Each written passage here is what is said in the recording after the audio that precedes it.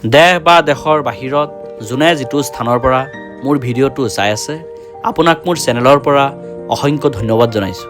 বন্ধুসকল, আজি মই উপস্থিত আছোঁ নগাঁও জিলাৰ ধিং সমষ্টিৰ ৰামপুৰ সত্ৰত। এই ৰামপুৰ সত্ৰত শিক্ষিত ব্যক্তি এজনে নিজৰ ঘৰত ধুনীয়াকৈ কালাৰ পেকিং হাঁহৰ ফাৰ্ম গঢ়ি তুলিছে। আজি এই কালাৰ পেকিং হাঁহৰ ফাৰ্মৰ বিষয়ে 2-4 কথা তেখেতৰ মুখৰ পৰা জানিবলৈ চেষ্টা কৰিম। তো যদি আপুনি এই বিষয়ে জানিব খোজে তেনেহ'লে মোৰ যিটো ভিডিঅ' এই ভিডিঅ' প্ৰথম অৱস্থাৰ পৰা শেষলৈ অলপ চাই থাকক।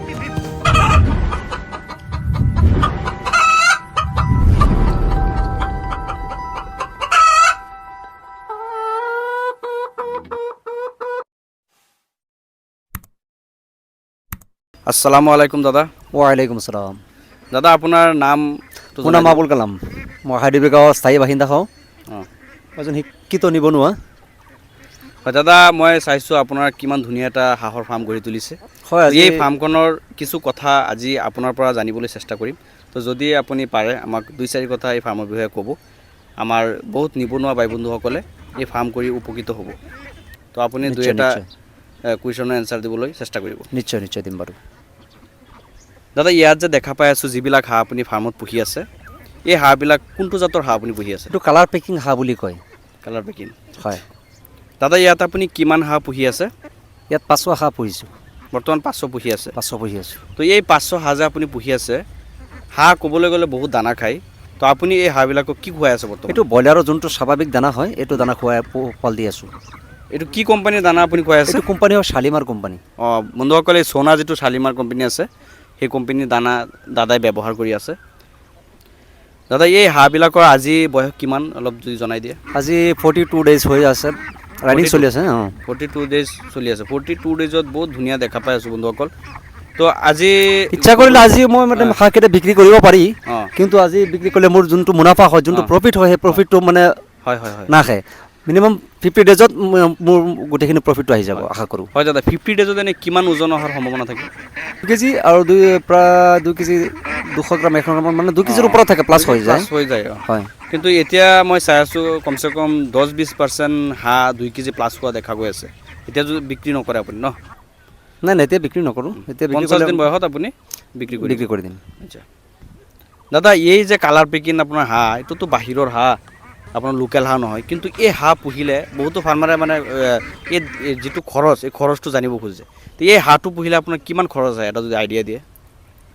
পাৰ হাঁহত আপোনাৰ 310 টকাৰ পৰা 20 টকা খৰচ হৈ যায়। হয় হয় হয় বন্ধুসকল, মই বহুত ফাৰ্মত ইণ্টাৰভিউ লৈছোঁ, আগতেও বহুত ফাৰ্মত ইণ্টাৰভিউ লৈছোঁ যে কালাৰ পেকিং হাঁহত চবেই কৈছে যে 290 টকা, কিছুমানে কৈছে 330, 310, মোটামুটি 290ৰ পৰা 330 লৈকে এটা হাঁহত নিশ্চয় নিশ্চয় মানে এনেকুৱা এটা খৰচ খৰচ অহা দেখা যায় ন।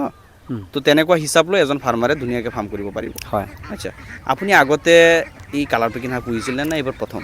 আগতে মানে মই মাত্ৰ 200 হাঁহ পুহিছিলোঁ। 200 হাঁহ পুহিছিলে? 200 হাঁহ পোহাৰ পিছত মোৰ মানে মুনাফা হ'ল, মোৰ প্ৰফিট হ'ল 30,000 টকামান। 30 টকা? 30,000 টকা। কিমান টকা যোৰা আপুনি বিক্ৰী কৰিছিলে সেই 200? মই তেতিয়া মানে হাঁহ 900ৰ পৰা 950 টকাত বিক্ৰী কৰিছোঁ। নহয় হয় বন্ধুসকল, বহুত এক্সপেঞ্চিভ হাঁহ হয় এইটো। এইটো হাঁহ দেখাতে দেখা যায় কিমান ডাঙৰ হাঁহ। তো এইটো আপোনাৰ দেখাত কালাৰ যিটো আছে লোকেল হাঁহৰ নিচিনা, কিন্তু মাংসটো হয় ব্ৰইলাৰ হাঁহৰ নিচিনা। তো সেইকাৰণে এইটো বহুত জেগাত অসমৰ চুকে কোণে ডিমাণ্ড আছে মানে এই হাঁহটোৰ। তো এতিয়া ইয়াত যিকেইটা হাঁহ আছে আপুনি মোটামুটি 50 দিনত বিক্ৰী কৰি দিব। 50 দিনত বিক্ৰী।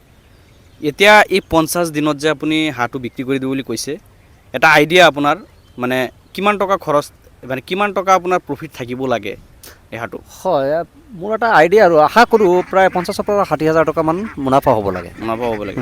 কাৰণ কষ্টৰ বিনিময়তো কিবা এটা পাবই লাগিব না। অঁ, আৰু ওজন যিটো আছে, এই আপোনাৰ যোৰা যিটো আছে, যোৰাটোতো 900 টকা যোৰা আপুনি 900 প্লাছ হ'ব মানে। হ'ব লাগে। হ'ব লাগে। হয় বন্ধুসকল, কালাৰ পেকিং হাঁহ কিন্তু জানেই বহুত শ্বৰ্ট, আৰু বিহু আহি আছে আমাৰ অসমত। তো বিহুৰ টাইমততো আৰু এইবিলাক শ্বৰ্টেজ হোৱা দেখা যাব। দাদা, বৰ্তমান আপোনাৰ যিটো ফাৰ্ম আছে, এই ফাৰ্মখনত এই 500 হাঁহ যে পুহি আছে, এই হাঁহত কিমান টকা খৰচ দেখা গৈছে?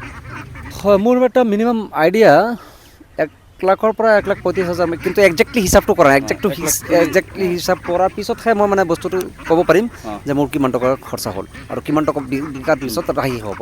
কিন্তু এতিয়ালৈকে আপুনি প্ৰায় 30 কিমান হৈছে ন? হয় হয়।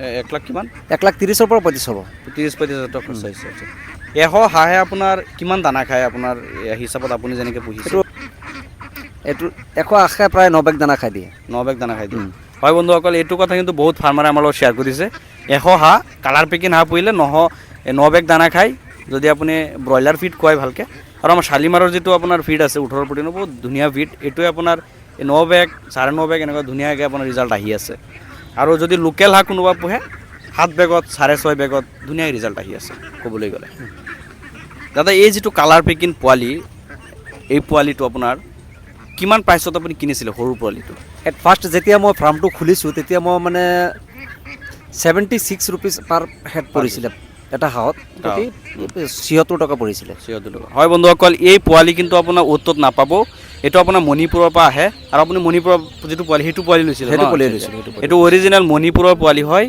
এই পোৱালি আপোনাৰ অ'টত নাপাব যদি আপোনালোকৰ এনেকুৱা পোৱালি দৰকাৰ হয় তেনেহ'লে আমাৰ যিবিলাক নাম্বাৰ দিয়া আছে এই নাম্বাৰত যোগাযোগ কৰিব মণিপুৰৰ অৰিজিনেল যিটো কালাৰ পেকিং হাঁহ আছে এই হাঁহৰ পোৱালিৰ আপুনি সন্ধান পাই যাব আৰু অসমৰ চুকে কোণেও আজিকালি এইটো হাঁহৰ প্ৰডাকশ্যন কৰিব ধৰিছে সেই অসমৰ চুকে কোণে যিবিলাক হাঁহ পোৱালি পুহিব ধৰিছে কণী প্ৰডাকশ্যন কৰি আছে সেইবিলাক পোৱালি যদি পোহে আপুনি ঠিক তেনেকুৱা ৰিজাল্ট পাবনে যিটো মণিপুৰত ৰিজাল্ট দি আছে সেই তেনেকুৱা কেতিয়াও নহয় হয় এই বস্তুটো বহুত ফাৰ্মাৰ বুজি নাপায় অসমত প্ৰডাকশ্যন হৈ আছে এইটো ক্ৰছ টছ হৈ কিন্তু সেই আপোনাৰ ওজনটো নাপায় আৰু 40-50 দিনত যিটো 2 কেজি আহিব লাগে যোনে পুহিব তাৰ প্ৰফিট নাপায় হয় মাইনাছেই লাগি থাকিব বহুত ভাল লাগিছে দাদাৰ লগত কথা পাতি দাদা আপোনাৰ ফাৰ্মখনৰ পৰা আজি মই এইখিনিতে বিদায় লৈছোঁ আপুনি আমাৰ লগত ইমানখিনি সময় দিয়াৰ বাবে অসংখ্য ধন্যবাদ জনাইছোঁ নিশ্চয় আগলৈ আপোনালোকৰ ফাৰ্মত আমি আহিম দোৱা কৰোঁ আপোনাৰ ফাৰ্মটো যাতে আৰু আগুৱাই যাওক বন্ধুসকল আজি মই ভিডিঅ'টো এইখিনিতে সমাপ্ত কৰিলোঁ মোৰ ভিডিঅ'টো কেনেকুৱা লাগিল